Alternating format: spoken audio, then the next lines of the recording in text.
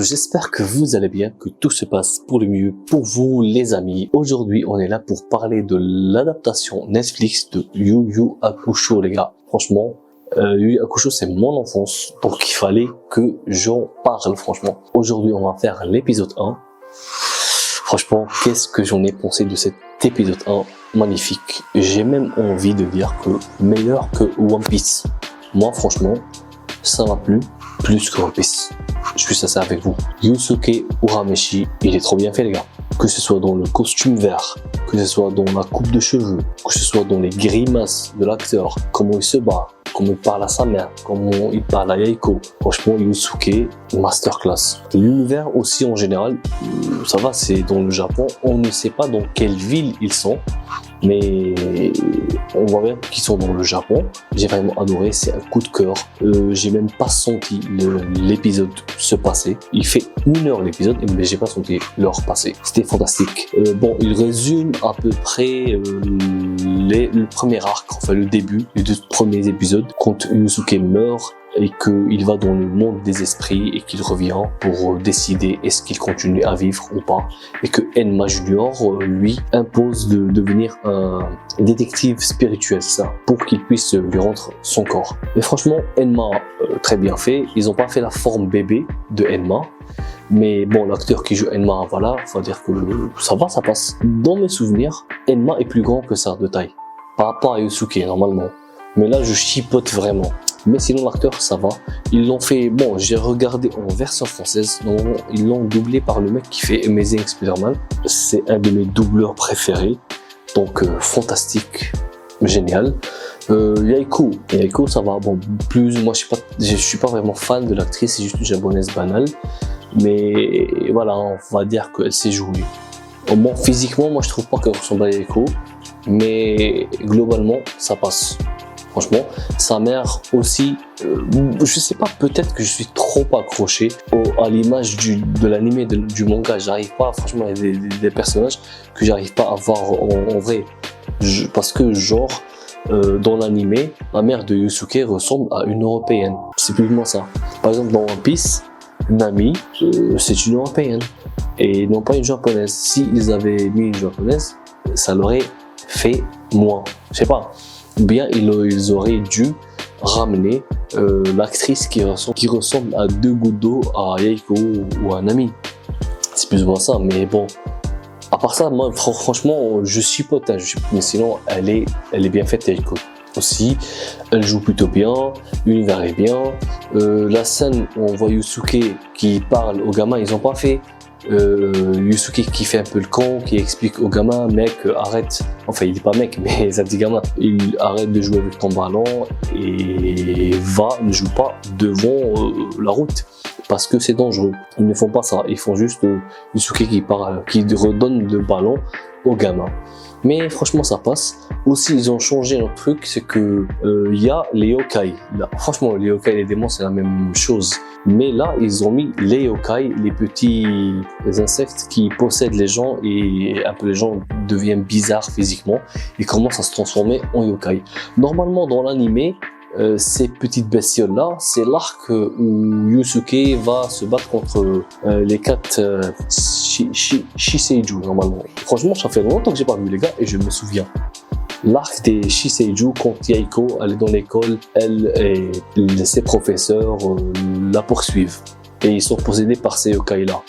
Mais là, ils ont décidé de faire que Yusuke se fait renverser par le type qui avale le yokai. Et franchement, normalement, si ceux qui ont regardé l'anime et le manga, enfin le manga surtout l'anime, moi j'ai regardé l'anime, tu devrais savoir que normalement, les personnes ne peuvent pas voir les yokai, à part ceux qui ont une grande force psychique spirituelle, comme par exemple Kuwaba, vous allez voir dans les prochains épisodes qui va développer ses pouvoirs spirituels, spoiler.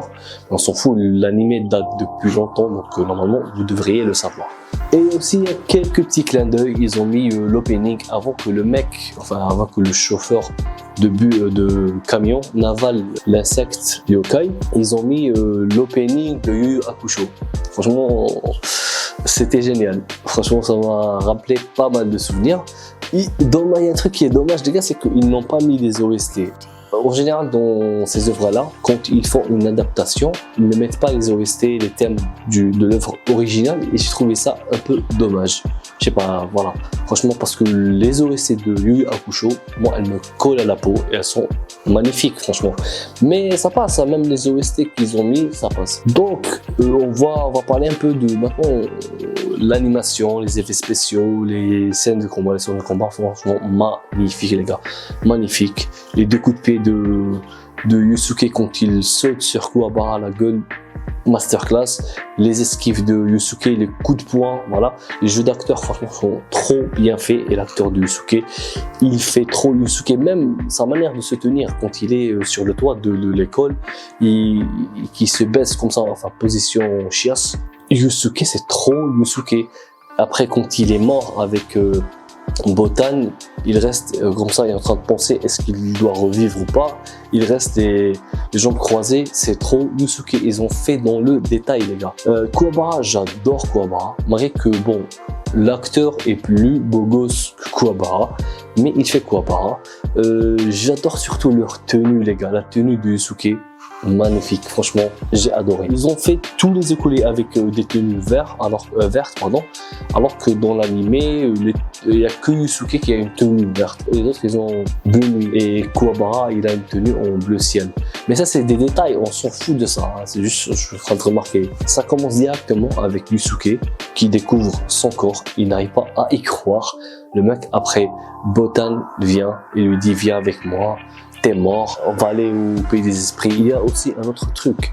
Ils n'ont pas fait que Botan l'amène sur son espèce de balai magique à la Harry Potter et qu'elle l'emmène dans les cieux. Là, elle ouvre une dimension, ils entrent dans une barque. Franchement, l'effet est trop bien amené. Preuve que ils peuvent innover et faire quelque chose de bien. Ils ont fait quelque chose de bien et moi j'ai adoré ça. Je pense que c'est la meilleure animation. Enfin, j'ai regardé qu'un seul épisode. Pour l'instant, avec Kenshin le Vagabond, c'est les deux meilleures animations d'animé. Enfin, je veux dire adaptation d'animé. Quoi d'autre? Le combat contre le gamin qui se fait posséder par le yokai, très bien aussi. Très très bien amené. Bon, ça, je trouve que ça a un peu trop duré.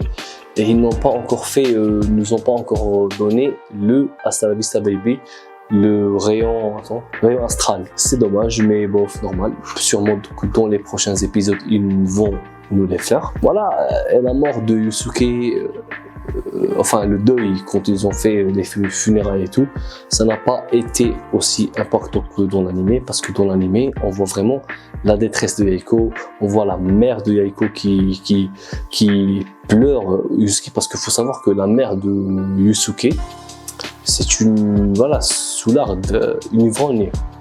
À part se saouler et fumer des clopes et regarder la télé, être violente et méchante avec Yusuke, elle ne sait rien foutre. Donc, après qu'il ait perdu la vie, sa mère, elle s'est effondrée. Elle a arrêté de boire, elle a arrêté de fumer et elle s'est effondrée parce qu'elle aime son fils. Et ça a vraiment pesé dans, comment dire, dans la balance pour que Yusuke décide de revivre, de devenir détective et tout, de revenir à la vie. C'est ça. Mais là, on ne ressent pas. On ne ressent pas vraiment la même émotion. Même chose avec Kuwabara quand il vient, dans l'anime, je parle. Hein. Kuwabara quand il vient vers la maison de Uramichi, enfin de Yusuke, il commence à crier « Uramichi, viens te battre, espèce de lâche, tu dois pas mourir avant que je te batte !» Un truc du genre comme ça. Et il était en train de pleurer et tout. Là, et c'était impactant, c'était un peu louche parce que c'était des funérailles et que Kuwabara était un peu teubé. Mais franchement, dans l'anime, c'était vraiment, on ressentait que ces gens-là appréciaient Yusuke et même nous, les viewers et les lecteurs, qui découvrons Yusuke, on a de la peine pour lui. On a vraiment de la peine pour lui. Mais là, dans la série, ça a été fait trop rapidement. Mais bon, voilà, ils n'ont pas le temps quand même. Hein. Ils n'ont pas le temps de faire ça rapidement. Je dis bien, les gars, je chipote. Je chipote dans les détails. C'est des ressentis. À part ça, j'ai adoré la série. Franchement, je vous avais dit que j'ai même pas senti le temps passer. Après, bon, vers la fin de l'épisode, on voit Yusuke qui revient à la vie qui éclate le démon difficilement. Ah oui, il y a un détail, il y a vraiment un détail, c'est un clin d'œil. Moi je l'ai remarqué, je sais pas si vous l'avez remarqué, parce qu'il y a la coupe de cheveux de l'acteur de Yusuke, le mec qui fait Yusuke.